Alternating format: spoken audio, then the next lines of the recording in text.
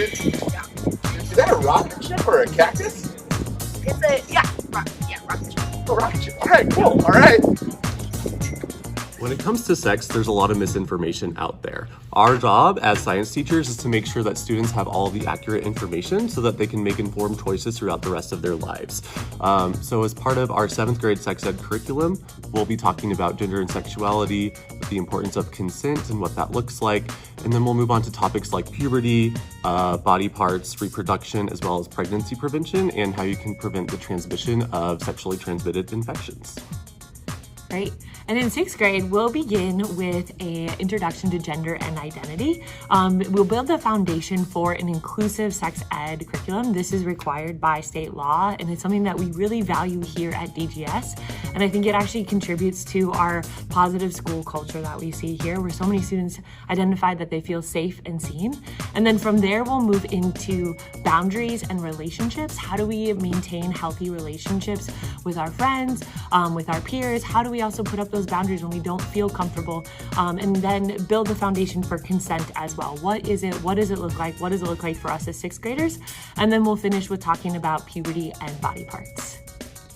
And then in 8th grade, as we prepare to send students off into high school where the chances of risky behavior just continues to grow, we're building off of 6th and 7th grade and then really focusing on knowing themselves and how to make safe and healthy decisions. So we'll start with some physiology and anatomy, talk about STI and pregnancy prevention, and finish with porn and media literacy.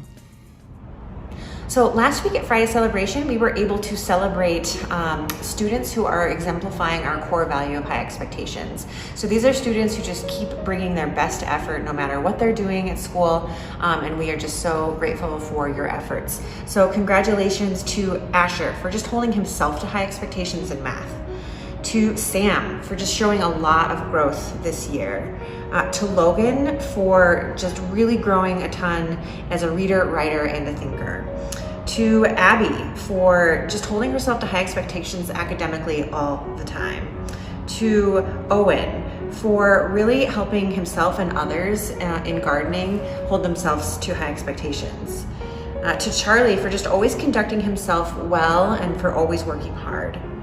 To Brooklyn for just being such a great community member and athlete. To Kate for always listening carefully and jumping into classroom activities.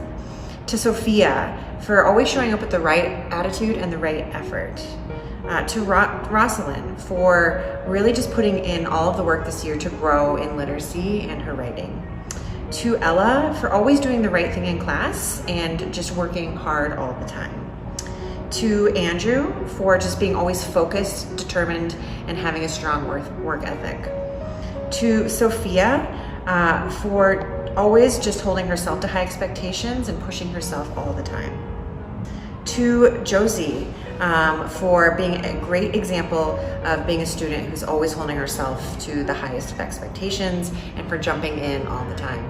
Congratulations, students. We are very grateful for you and can't wait to see who's nominated this week.